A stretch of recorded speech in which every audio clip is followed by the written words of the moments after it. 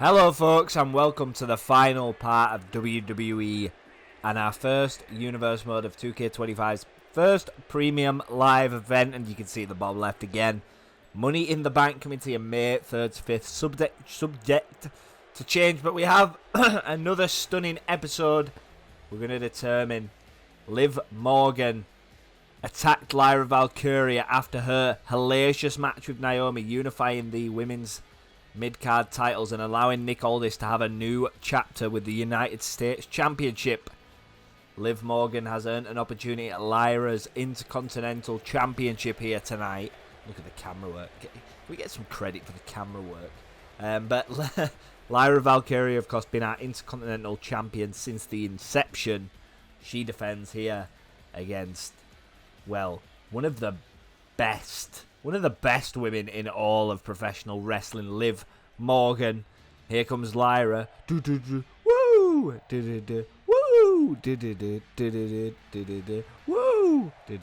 Woo! I hope you're wooing. And the Intercontinental Champ voted for you guys, well, a long time ago, back in 2K24, Lyra Valkyria. She is the Intercontinental Champion. She has been unbeatable. Still got 2 more matches after this one to come up. We have Jacob Fatu versus Seth Rollins, and of course Drew McIntyre. Who will his opponent be for that World Heavyweight Championship? It really does feel like a premium live event, I must say.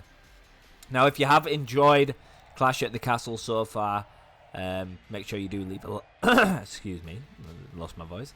Make sure you do leave a like on the video, subscribe to keep up to date with all the content on this channel. Let's zoom into Lyra's face here. Woo! I'm not doing it anymore. So yeah, Money in the Bank 2 weeks, Clash at the Castle to finish here. If you haven't seen any of the previous 2 episodes, make sure you watch them first. And I'm losing my voice, can you tell? This is from commentating back to back.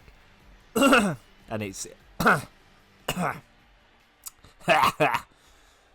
yeah, I can't be doing any voices here tonight. It feels a bit more cleared now. I think it was just a build-up of crap, which happens when you're just yapping. It's because I speak so fast. I'm like a ventriloquist, you know, with like them little puppets where the mouse moves really fast. That's how I talk. And then my like throat's like. Ugh. So Mike Rome here announcing that this match will be for the WWE Women's Intercontinental Championship. You'll be glad to know, I believe this is the last episode where like people like Liv are tireless. I believe. Has anyone seen Shrek? That little musical at the end, God, I remember that as a kid. I think Shrek came out in 2006. At the end, they all have that party in Shrek's Swamp, and there's that, like, the mice and the donkey, and they're all going, believe, I'm a believer. That's what I think about Liv Morgan's chances at winning this WWE Women's Intercontinental Championship here tonight. Jessica Carr on double duty this match, of course, from Monday Night Raw. She's wearing the SmackDown referee's attire, which is interesting. Oh, excuse me. I'm just having a drink of. Now it's like I've got a frog in my throat. If you ever get them like bubbles in your throat. And now we're doing handyman. I've got to talk in a really calm way because like my voice is actually beginning to go. I can't be like, oh my god. I think my voice will have nothing left. Crossbody from Lyra here to Liv Morgan. Can you feel it? You can hear like the hurt in my voice. It's like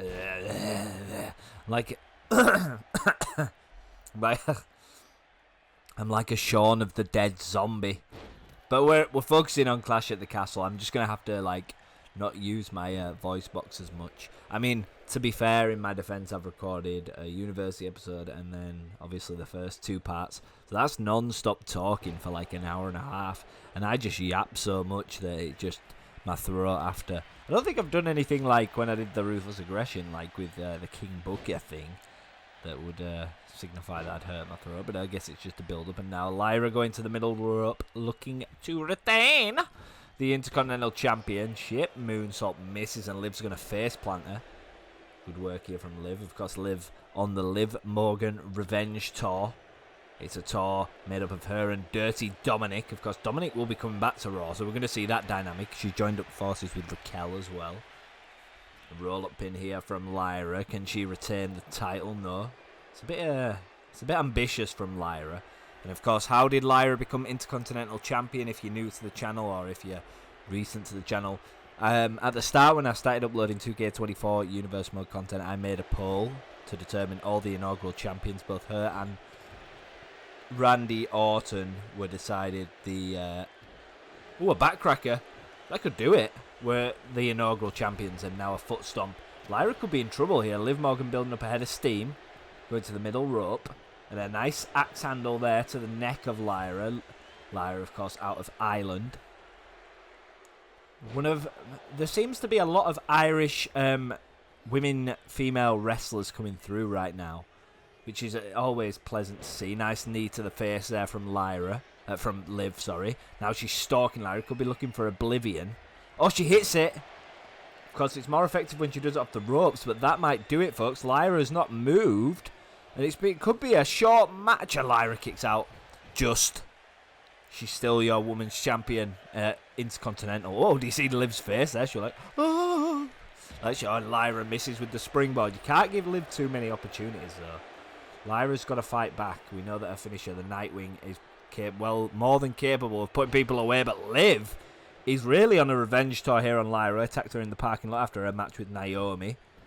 Believes she had no opportunities. That's why she signed with Monday Night Raw instead of staying with Nick Aldis on SmackDown. And look at this camera work. We are up close and personal, folks, with Liv and Lyra. Of course, battling it out for the Women's Intercontinental Championship. Lyra is the champion at the moment. She looks to retain, but Liv Morgan's bitch slapping her. And a chop, and a slap, and a chop, and a slap, and a boop, and a boop. I don't know what I'm on about. Guys, if you ever cringe at these videos, make sure you leave a dislike, because I cringe at myself sometimes. I love the handyman camera work. Oh, well. Don't know where I was thinking of going there, as these women trade blows and fisticuffs. I believe Lyra's busted open. Bleeding like a government mule, JR. No, Jerry. And a kick out at 2.5 from Liv. Nearly had the Intercontinental Championship retained there. Brings Liv back to her feet. And, of course, you have to consider these two women when we talk about Money in the Bank. Surely for Adam Pearce and Raw, Liv Morgan and Lyra are people that he'd consider to put in that. We have Tiffany and Alexa as well. So many more amazing female talent on Monday Night Raw. And pardon the camera work. I'm still getting used to it. And now Liv crawling out to the ring. What a coward. Doesn't want to face Lyra head on. Now a cheap shot when Lyra goes to... and she hits her with the code breaker. That could be enough. We could be about to see a new WWE Women's Intercontinental Champion in controversial fashion. Well, the shot from the outside when Lyra went to press her on the edge of the ring. We have a new Intercontinental Champion, by the way, folks. But the shot that was took to Lyra Valkyria then by Liv Morgan, this one right here, she teetered to the edge of the ring, saw Lyra coming, forearm to the face, and Liv is your new Intercontinental Champion. But can we have a... No, I'm not clapping. I am clapping, sorry. I'm not doing anything else. Can we have a round of applause for Lyra Valkyria for holding the championship for almost 4 months? That is so impressive. Lyra will come stronger. I'm sure the Nightwing will be in full effect. And, ooh, Liv doing a little shimmy. We'll see her at bigger moments. Don't worry, Lyra has a big future here. And speaking of future, a man who's been tormenting Sethington Rollins over the past couple of weeks, Jacob Fatu. So, story of this one, Jacob debuted on Monday Night Raw. Welcome to the roster, Jacob. Picked the biggest fish in the pond in Seth Rollins and decided to make his life a living hell. Costing him matches against Gunther and Carmelo Hayes. Seth had enough. He had enough. He wanted this match. And he got this match. It's no disqualification and my voice is going. Can you tell? Can you tell? That might have cleared it for like another 5 minutes of commentating. But Jacob, yeah, making Seth Rollins' life on Monday Night Raw a living hell.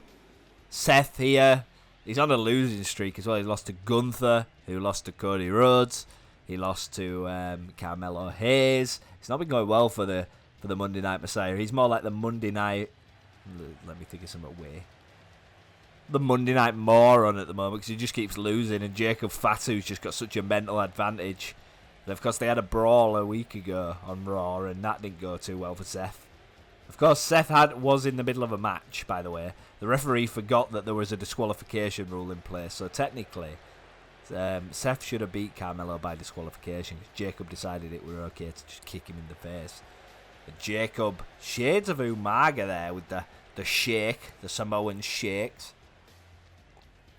And apologies if you do hear me drinking. I have to keep drinking.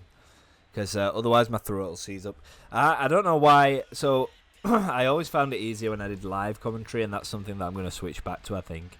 Because when I'm commentating over... So, like, I record a load of footage and... Whoa, I can't do it to the full extent. And it's a PLE as well. Oh, whoa. Dun, dun, dun, dun, dun, dun, dun. Yeah, so I'm going to the old format where I live commentate and I just cut it down from there because, like, what I've been doing is recorded in bulk. Like, I've still got Raw and SmackDown to commentate over and then commentating over the top of them, which is a great method, but, like, also my throat is, like, in bits because I'm, like, instead of, like, recording and commentating over an episode live and then editing the episode, I'm recording a load, which is the fun part, and then I'm making it really tedious by like commentating like 4 episodes in a row, which is not the. It's not. It might be more efficient, but like I don't want to do it. Like it just. Ever since I've started doing this method, my throat has gone to bits. My throat will go to bits anyway. My throat is going to bits, but yeah, that's how we're gonna do it. So that won't be for. You can just tell in my voice. Look. I can barely speak. That won't be for for another couple of episodes, unfortunately. Thankfully, this is the last episode I've recorded today because I don't think my throat will withstand anymore. I don't even think. Nah, I'm not doing another one. But thank God we're back on Raw where it's 20 minutes. I've still got a good amount of time to go here. I believe around 23 minutes. I believe. So triple what I've done. Oh jeez, but at least we got fun action. And do you like the Seth Rollins Wolverine attire? One of my favourite attires that I found. Jacob immediately going to crush Seth Rollins. Who will answer Drew's challenge as well? I want you guys in the comments now, if you can. Without skipping to the end of the video, I want you to guess who's going to confront Drew. And imagine if they beat him for the World Heavyweight Championship in his home country. And now an enziguri there from Sethington Rollins. Roll-up pin, I believe. Hook of the leg on Fatu. I don't believe this rivalry ends here, by the way. I genuinely don't think this is going to be... Even if Seth Rollins wins, I don't think it'll be the end. Jacob's constantly bothering Seth. And, of course, with Money in the Bank around the corner, you know, these two guys are surely shoo-ins for Monday Night Raw to go into that, as well as, like, the SmackDown guys in the gauntlet we saw earlier. And a Samoan drop already on Seth. Jacob could be looking to end this one, make it an early night for Seth. A springboard and a clothesline from Fatu. Also, if I commentate live, I can kind of do the camera work as well. It means I'm actually doing something instead of just watching and playing or whatever. Stomps to the fingers of Sethington Rollins. Love the attire. I don't want Seth to lose in this attire. I've got like... So it's weird how the attires work, the distribution. I've got like 7 on Tiffany, 7 on Rollins, and then like 1 on Fatu. And then like not on Carmelo. I wish I'd have balanced them out. I wonder if you guys do universe mode, do you balance out the attires or do you just put them all on your favourite? Oh, and like a Samoan steam train, down goes Rollins, and a kick out there. And Jacob going for a roll up pin here, scoop pin, scoop the legs, hook of the leg, reversed by Rollins. Oh, we're having a bit of back and forth. It's like being on a seesaw in the park as a kid. Rollins gonna roll to the outside. Of course, this match is no disqualification, so anything goes. Headbutt from Fatu. Another drink of coffee. Did you hear my voice disappear then? That's what it does. But luckily, I'm not going to speak for the rest of the night. I'm just going to be a mute. But, like, my voice starts, like, missing gaps. There's, like, gaps in sentences. I might as well be like... You know when you have, like, a bad cellular connection when you're on the mobile phone and all you hear is... Yeah, that's what my voice will start to sound like. Sling blade from Rollins. Of course, nothing on the line except pride here. Oh, no, not pedigree to the mat on the outside. Goodness me. Jacob's KO'd, and what's Seth thinking? We'll follow him round. Look at this camera work. Just if you want to leave a like on the video for any reason, for that camera work. There's no way that table will get used. I don't get it. AI like pulls out weapons and then just throws it and just don't use it. What's the purpose? They do the same with the announcer's desk. Like they strip it off and do nothing with it. Oh, what? How ironic! I actually didn't remember that bit happened. Oh, we're looking at the commentators here. I don't know why I zoomed into the commentators. Why is the Michael Cole model from about 17 years ago? Michael Cole is so much older than that version. That model looks like it's from about 2013. Now Rollins, frog splash to the back of Fatu. That could do it. If Jacob can't kick out, it could be all over. And a kick out from Jacob. No, sir. And of course, just want to announce that there's no graphics for it, but coming up very shortly, we have our very... Oh, wait. Oh, and an RKO.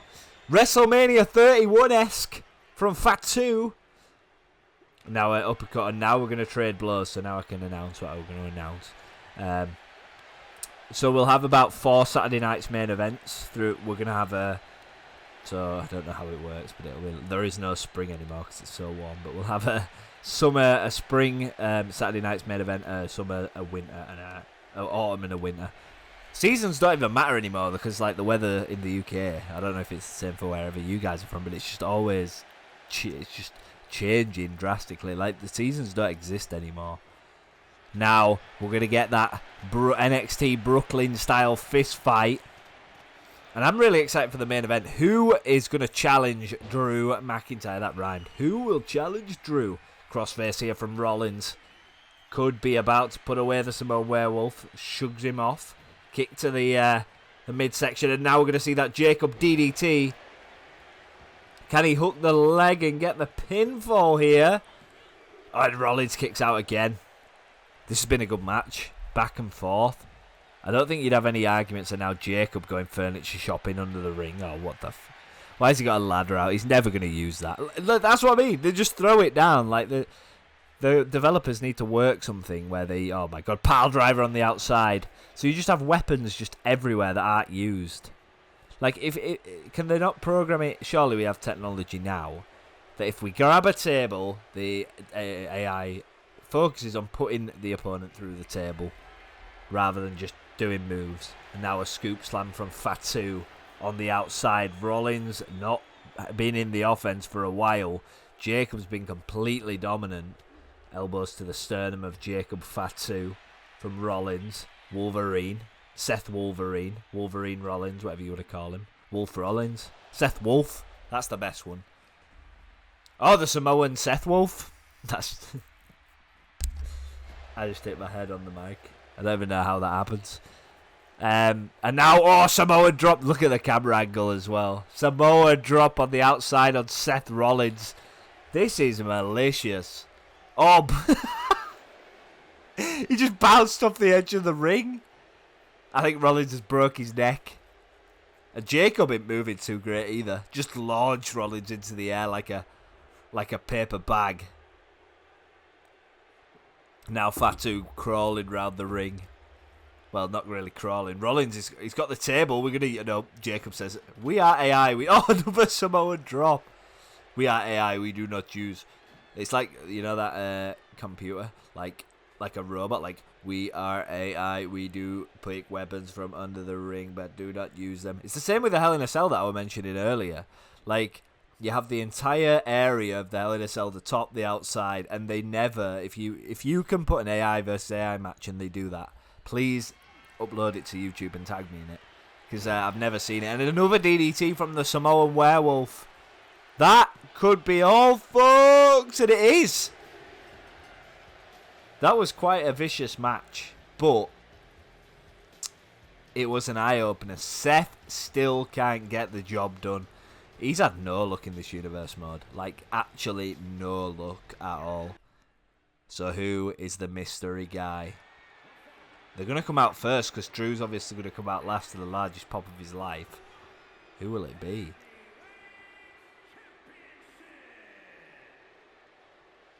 Okay. Okay. I think I recognise that entrance. Oh, the tension's building. Who is it? Woo! One of my favourite superstars of all time. hands down, Adam Copeland, Edge, Cope, whatever you want to call him, is the opponent of Drew McIntyre. Wow, they've gone from that. So in the AEW universe mode, Cope, Edge. I'm going to call him friggin' Edge. I nearly swore then. I need to remember not to swear too much. Well, I can because it's my channel, but I try not to. You know what I mean? Because I know that like some of the younger audience are obviously wrestling fans. But Edge, back where he belongs. For me, in real life, he should have gone back to. He should have never left WWE, in my opinion. But one of my favourite of all time, the greatest heel of the mid 2000s, in my opinion, with Triple H and obviously Orton, but and everybody else. No, I'm joking. But he was my favourite. I mean, as a kid, I never hated anyone more than Edge. Genuinely, I never did. But Drew McIntyre's got to defend that World Heavyweight Championship against a debuting Edge. Or a re-debuting, a returning, whatever you want to call it. And could somebody answer me this question? If you don't comment anything else in the video and you think, oh, I wonder what to comment, good video, just comment on this. Why has Drew McIntyre still got the sword? He hasn't had the sword. Actually, if somebody could go back and check the exact episode where he used the sword in his entrance, that would be much appreciated. One thing I would say about the Drew attire, though, is it's very, very much better than 2K24. It was so plain. Now, the Scottish Warrior. They stopped saying the Scottish Psychopath, didn't they? I don't know why, because it's all PG and stuff, but maybe I'm a little bit uneducated, as if you guys don't know. I don't really check on like social media wrestling too much. I can't be dealing with like the IWC. Is it they're called the IWC?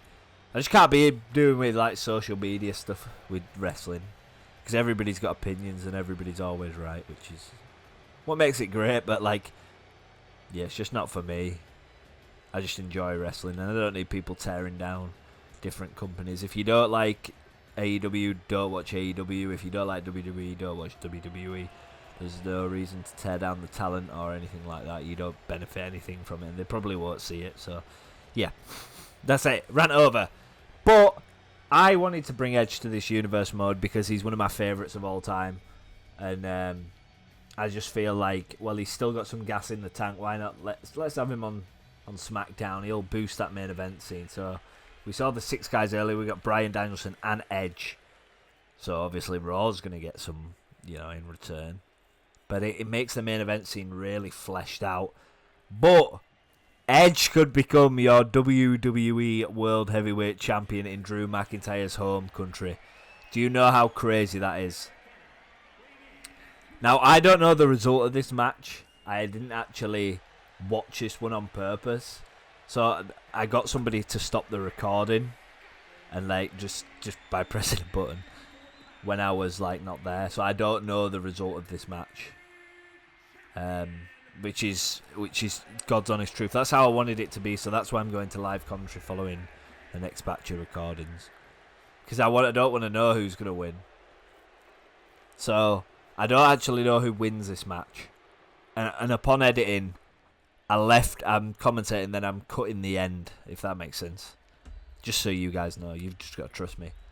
So this is completely AI booked. Whichever one of these individuals wins will be our World Heavyweight Champion going forward. I know Drew just got it gifted to him because he won the Royal Rumble, but he could lose to Edge here.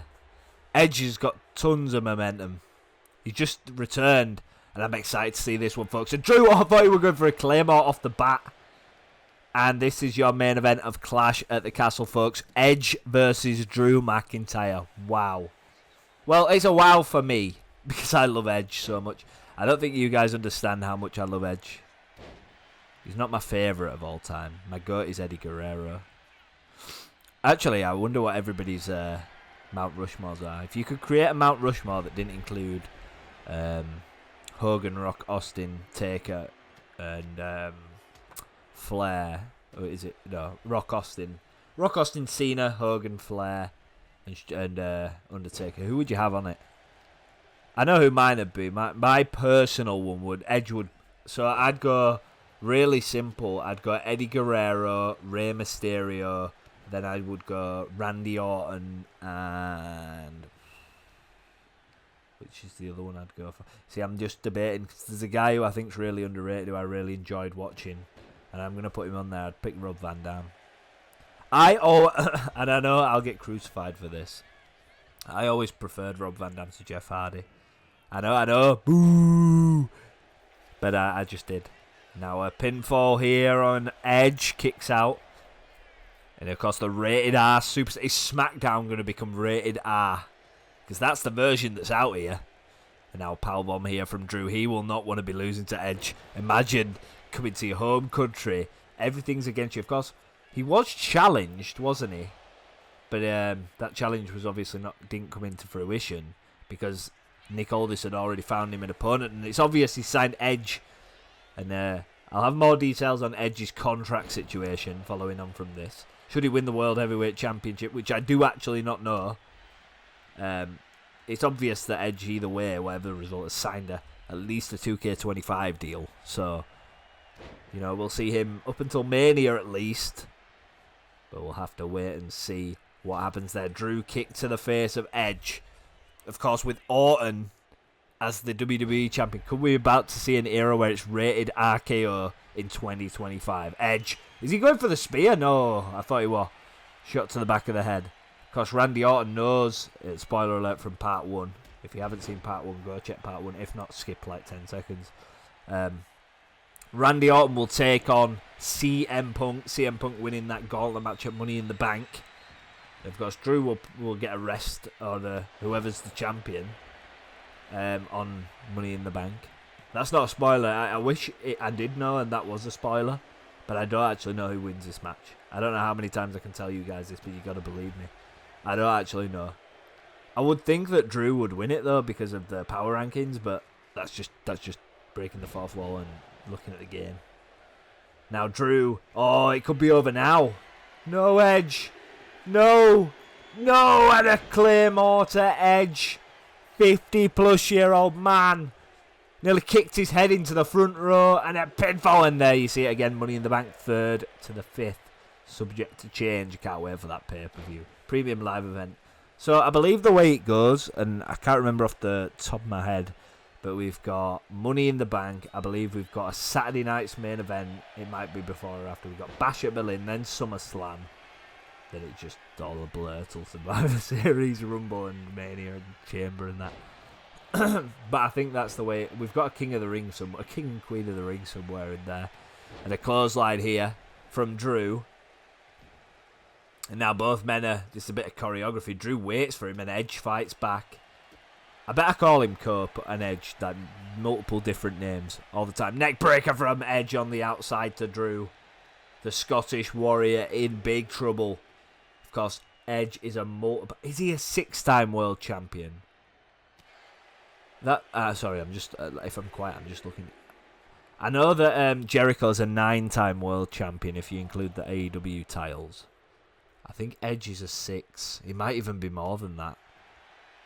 I know he's held the world heavyweight multiple times. He's definitely held that thing with Scenery. They swapped it quite a lot. They swapped between each other quite a lot. And now Edge going to the side of the ring. Gets back in the ring. Now a springboard and Drew rolls out the way. Not the worst move Drew could have done there, to be fair. Oh, that's water. I just had water. I thought it was lemonade. That is the most disappointing thing that ever. Imagine you go and you're like, that's a juicy bit of 7-Up or Sprite, and you drink it and it's water. Do you know how depressing that feeling is? And now we're focusing back on the match. Stomps from Drew to Edge. And of course, Edge has not been moving great. Of course, the youth of Drew McIntyre. Of course, Drew, back when Edge was in his prime, was approaching the WWE in the youth system as the chosen one. And of course, Edge has won many world championships since then, been everywhere. Of course, a neck injury that put him out for 11 years, or was it? No. Yeah? No? Yeah? 9 years, were it? On Drew with a clothesline. Why do it's because I know so many wrestlers that I just forget. Like, I know way more outside WWE, which is why I forget a lot of WWE statistics and facts. But we're Edge 9 years. It was 2011 or 2013, and he returned. No, it was 2011, wasn't it? And then he got into the Hall of Fame, and then in 2020 Royal Rumble he returned. So it's 9. It probably ain't quite 9. It's probably 8. More like closer to 8. Because the Rumble's in January. Or it was. And then he retired. Won it after Mania? Oh, no, maybe I'm wrong. Who knows? And a shoulder tackle there from Drew. Edge's back looks like a horror movie poster. Jesus. And he went for another Claymore, but Edge countered it. I'm going to be honest. I'm geeking out. I really want Edge to win this match. I don't want Drew to even retain. I don't care if I love Drew. Oh, what the hell was that? Edge sliding into the DMs onto Drew McIntyre and on the barrier. Oh my word! The AI doing some external attacks, and I think Drew reversed that. Yeah, I really want Edge to win. I'd love to see an era of SmackDown under the radar superstar in it. Obviously, you got Raw that's under Orton. It's like ruthless aggression in modern day, innit? Orton obviously could lose his championship to Punk in 2 weeks' time. But Randy Orton's after Lyra's result tonight, he's the only one left, I believe, from the inaugural voting. So it's going to be quite sad when Randy Orton loses his, if he ever loses it. And a reversal from Edge. So Drew has been the WWE World Heavyweight Champion since the inception of Monday Night Raw, the brand split. So I can actually check how long Drew's title reign is just real quick. Where is episode 1? No, I'm not a beatboxer. Yeah, I know I sound like it. So since March the 30th, so nearly a month reign in real life, Drew. I think that's quite respectable. In universe mode time, he's had 4 weeks and a month. Yeah, exactly the same as real life. A month reign, and now Edge is about to send it. Oh my God, Edge could win. Oh no. Drew reversed it. He's going to go for Claymore, isn't he? Oh, this could be the greatest ending to a match ever if Edge reverses this. I'm not even joking. Please reverse it. Please reverse it. Oh, he does! Oh my God, Edge is going to win the World Championship. Oh, and a big boot. Go to the corner. Oh my God, Edge is going to do it. I'm actually out my chair. Why am I like fanboying over a game? Oh, he hit it. Please, please, please. I want to put my like metal hands on and go, this. Edge is your new world champion. I did not expect that, guys. I really didn't expect that. I honestly, hand on heart, I didn't know this result, but I was almost certain Drew would retain. SmackDown is rated R. Holy shit. I actually didn't expect that result. I was like fully under the impression that Drew won this match. Wow. He is your world champion.